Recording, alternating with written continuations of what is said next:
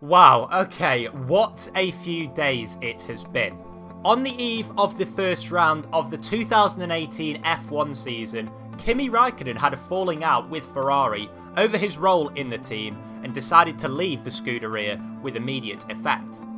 This left the famous Italian team without a driver just one day before the opening round of the season in Australia. When the news broke to the media, most expected Charles Leclerc to take the step up from Ferrari's junior team Alfa Romeo, but Ferrari did not want to disrupt the preparations of the youngster ahead of his first race in F1. Instead, they turned to me, their third driver, Joe Wilkes. Like Charles, I'm 20 years old, not even a month older than him, but I took part in a pre-season test for Ferrari, which must be why they've put their faith in me. Granted, it was only one afternoon's worth of running, but I felt like I made a good account of myself, and the team seemed impressed with my attitude. As for my junior career, it's not quite as glittering as Mr. Leclerc's. Most of my time has been spent racing cars in the UK, notably winning the British Formula 4 and Formula 3 championships.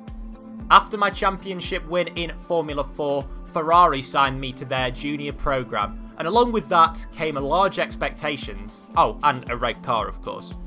After my Formula 3 victory, they based me in Italy as I competed in the European Formula 3 Championship last season, and I finished second in my rookie year, with a hard-earned victory on Italian soil being the highlight. So for ahead of the 2018 season, I was preparing for a year in F2, but little did I know that I'd be thrown in at the deep end at the very last minute in the most prestigious car in F1. The goal? Perform straight away, or I'll be out the door. No pressure, right? Let's see how I get on in my first race at Albert Park in Australia. What's up guys, and welcome to the start of my F1 2018 career mode with the Scuderia Ferrari team. It's going to be a high pressure job, but we have one aim, and that is to take this car to World Championship glory. Now Ferrari haven't won a championship since 2007, so the pressure's pretty high, and we need our agent to deal with whatever she can to try and get us the best contract possible. We also met up with our R&D team before the start of first practice just to discuss what we are going to upgrade throughout the course of the season, to see our strengths and weaknesses on the grid. And we're actually going to take a look at that now. So as you can see, in terms of the powertrain, we're trailing the Mercedes car, but hopefully with a few upgrades over the course of the season, we can sort of reel them in and try and get the best engine by the end of the season. In terms of aerodynamics, we're actually ranked as the best team currently, so maintaining that's not going to be easy, especially Red Bull, who have a reputation of being good aero. And in terms of the chassis, Red Bull have the best chassis at the moment, so upgrades are going to be required there to try and keep us on top of the pile. But upgrades over the course of this season are going to be vital. And because we're trailing by the most amount in the powertrain section, we decided to go for a quality control upgrade, followed by an ignition system upgrade. So that should be with us by the time we get to China in round 3. And hopefully we can reel in the Mercedes. Also, in terms of durability, obviously we're only allowed 3 power units in it this season, so we want to try and reduce the wear as much as possible, hence the upgrade there. But before long, it was time to get out on track for the first time and get into the first practice session to complete these R&D objectives, and the first of which was track acclimatization. So of course it's the first time I've driven the Ferrari on the game, and it was really a good opportunity to try and get used to this machine. It's really different to some of the lower ranked cars, and it can really chuck it into this first corner, as you see in this qualifying program. So the goal was to try and get into 3rd position or above, and as you can see, we're exceeding that target time, with flying colours really, by nearly 0.3 of a second, and we came across the line on our first lap to go purple, meaning that we've got the most amount of points possible. And in fact, we went quickest in that first practice session, which is fantastic. Now, we were the only driver to actually go for a full qualifying time, so those times aren't fully representative, but still a brilliant start to the weekend. The fans really seem to enjoy that. You made it look easy. It's been a lot of hard work, but here you are making your debut in Formula 1. You must be thrilled. Now, I didn't want to sound too overconfident with this, so I went for the top answer. Because, yeah, it's really overwhelming at the moment, obviously being in Ferrari. So how are you finding things at the team? Are you settling in? Now, only being in the team a matter of a day, it's obviously been difficult remembering so many new names, but yeah, they're making me feel at home so far. What are you expecting out of this season? Are you just aiming to find your feet in Formula One, or do you see something more? Now, I don't want to sound too overconfident on this and go for the left-hand answer, so I'm increasing my Ferrari rep instead. Appreciate your time. Welcome to Melbourne, where qualifying for the Australian Grand Prix should be getting underway shortly. So heading into Q1, this was our first competitive lap in the Ferrari car, and as you can see, getting a bit of understeer there. We're still getting used to the car, obviously pushing its limits all the time, but yeah, this first lap was far from perfect, I think it's fair to say. A lot of improvement required, but yeah, that's what the start of qualifying is all about. Pushing the limits, not pushing too far, and building up to that lap in Q3. But still, that lap in Q1 was fast enough for first quickest. We did push for a second lap, which is probably why we managed to get top of the timesheets. But in Q2, we decided to go for the slightly harder compound of tyres on the super softs. You can see there, really not taking the maximum speed through the left-right section, but coming through the final corner on these super soft tyres. So it looks as if everyone else, in fact, is starting on the ultra softs. We put it 5th fastest, 1.3 seconds behind our teammate. We actually elect to go for another lap just to make sure that we are safe, and sure enough, we're 4 or 5 tenths quicker through that final corner, especially gaining time, more and more time each lap as each lap goes by. So we put it P6. I believe that was enough for 7th at the end of the session, 1.3 behind our teammate. So myself and Verstappen will be starting on the super soft tyres. On to Q3 we went then, and for the first time in the whole qualifying session, we got blocked. It was by Fernando Alonso. He just sort of parked it on the apex. He was very slow down the straights as well. But yeah, that was really annoying for that to happen, because we were then 1.2 seconds off our teammate Sebastian Vettel and down in 5th place, which was not good whatsoever. But we dusted ourselves down and went again, and 4 tenths up we were through the first 2 sectors, purple through that second sector. Which was pretty nice, and this is the part of the track where Fernando Alonso blocked us. As you can see, 4 tenths up currently, and we didn't take that corner perfectly, far from it, but we still gained 3 tenths of a second compared to the previous lap. And coming through the final couple of corners, you can see still gaining time on our previous best lap, which can only be good. Getting a nice bit of grip out of the final corner, and we are about 9 tenths of a second up, meaning that we were 3 tenths off our teammate at the time of setting the lap. But it wasn't good enough for a front row start. As you can see, it was Lewis Hamilton who took the late pole position in the session. Ourselves down in P4, 3 tenths off pole, with Ricciardo, Magnussen, Alonso, Verstappen, Sainz and Hülkenberg rounding out the top 10. Here it is then, time for race day as we go off on the formation lap now. It's going to be a pretty intriguing race. We've got Mercedes, Ferrari, and the strategy is also going to be quite intriguing. Of course, we are starting on the harder compound of tyres.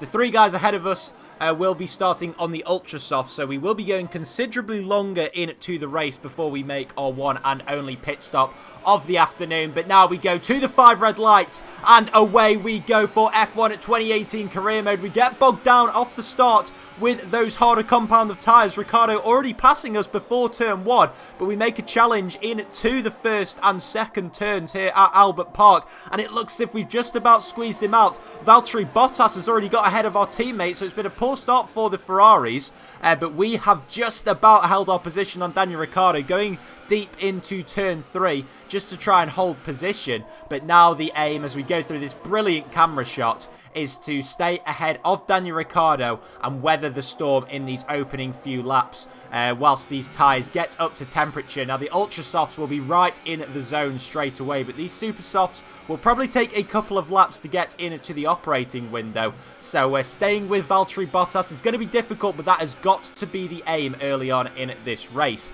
as we now go towards the famous turn 11 and 12, sweeping left and right, high speed. We're just over a second behind behind Bottas, and that has got to change if we want DRS in this race come lap 3. But 1 lap later than lap 3, lap 4, and now we've got Sebastian Vettel going for the lead of the race on Lewis Hamilton. Is he going to be able to get by? He's already got past Bottas in this race in the opening few laps, and now he is dispatched of Lewis Hamilton. Hamilton now coming under threat from his teammate Valtteri Bottas, and this squabbling has really played into our hands as we've closed up to this pack up ahead. So the top 5 in this race could almost be covered by a piece of cloth. That's how close it is.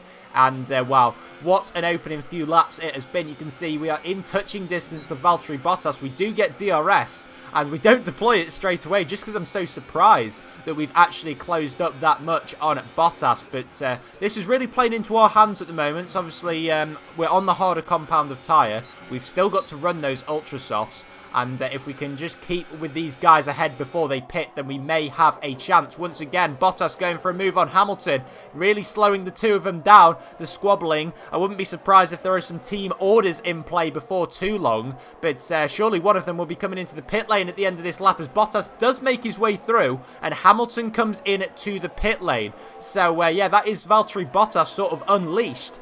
But we will be close behind him. So it is him and Daniel Ricciardo that are pitting on lap 5. Vettel and Bottas electing to stay out a lap longer. But it won't be long until we get past Valtteri Bottas if it stays at this rate. We've really reeled him in over the last couple of laps. We're going to try and go around the outside. No, we can't. He stands his ground. Fair play to Bottas. The AI on this game looking very, very good when it comes to defending. But anyway, as we look back at Lewis Hamilton now at the start of lap 6, him and Ricciardo have come out in some clear traffic. So that could really play into their hands once the pit phase is over. But we are going for a move on Bottas at the end of lap 6. So if he continues to squabble with ourselves, then Bottas may end up coming back out behind Lewis Hamilton, which would be interesting. But this brilliant aerial shot is showing just how close we are to Bottas as we lose a bit of time now there through the penultimate corner at turn 15. But Bottas comes into the pit lane anyway, so it's not too much of an issue, as is our teammate from the lead of the race. So now on lap 7 we have the lead of this Grand Prix, but you can see making a little bit of a mistake there through between turn 13 and 14. These tyres just starting to degrade a little bit. And sure enough, come lap 9, once again, a lot of understeer. We just can't get these tyres gripped into the racetrack as we're late on in this stint now. But as you see, we lose 1.9 seconds compared to our quickest time, which is not ideal. But by the end of lap 9, it is time to come in for our one and only pit stop. It'll be very interesting to see just how much time we've lost, as the leading 3 drivers will be on the fresh super soft tyres compared to my warm ones. But we have now got a 6-lap sprint on these ultra soft tyres. We'll see whether this strategy will pay dividends or whether we'll pay the price for not going on them from the start of the Grand Prix. You can see Bottas has already come past, as has Lewis Hamilton and Daniel Ricciardo. So Ricciardo coming out in that clear traffic, that has really helped him because he has jumped us in the Grand Prix. We are down to P5, which is not ideal whatsoever. You can see quite a gap as well to Daniel Ricciardo, who is hunting down the Mercedes of Lewis Hamilton, the pole sitter. He started in first, he's now down to 3rd and is under pressure well, for that podium position, the final podium position. But we are quite a way back from anyone, and it is 4 seconds to Daniel Ricciardo, so we've got just over 5.5 laps to close that gap and overtake the Australian driver. It's going to be quite a challenge, but as you can see, come the end of lap 12, we've really started to reel him in now. Ricciardo losing pace on the Mercedes cars. So yeah, it's down to 1.8 seconds with just 3 laps to go. We've got a nice little bit of ERS saved up. Now that has been crucial in this race to try and manage that. But you can see, even down this straight where we're using medium ERS, Ricciardo is struggling. We're really, really catching up to him now. So whether he's had to Maybe he's deployed a little bit too much ERS in the opening 12 laps. I'm not too sure what the situation is, but we really were gaining in a straight line. I know he's got a slower engine, but that is a big, big margin that we've closed up on that pit straight at the start of lap 14. We go a little bit deep through turns 1 and 2, but on the run now down into turn 3. Probably the best overtaking opportunity on the racetrack. We are side by side with Ricciardo, but get past him without any contact and with relative ease, to be honest. It wasn't that much of a difficult move to execute, and we are up into P4. So our blushes have been spared. We're not finishing behind the Red Bull, but we've got a yellow flag up ahead, and that is a smoking Mercedes engine. Lewis Hamilton is out of the Grand Prix. Maybe those are the issues. Maybe he's been managing issues throughout this Grand Prix, which is why he was sort of off the pace compared to qualifying. But whatever the issues were, he is out of this Grand Prix and will be scoring 0 points for this Australian race. And, well, somehow, after being in P5 with just, under 2 laps to go, we come across the finish line to finish in P3 in our opening race. We finish behind our teammate who takes the victory, but still, well, we've adapted to the car pretty quickly, and it is no shame in losing to a 4-time world champion. That is the man of the moment, Sebastian Vettel.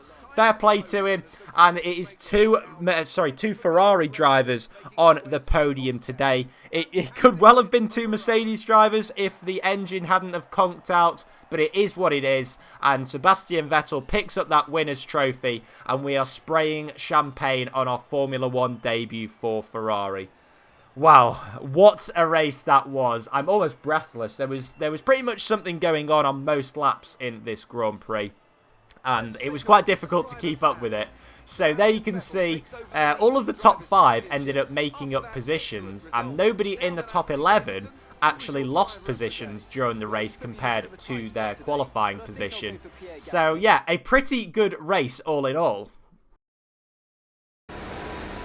Good day today. Tell us about it from your perspective. Everything went your way today. It looked like you had a really good strategy for the race. Well, I'd say that, getting a podium finish and making up positions, that is a good strategy, really.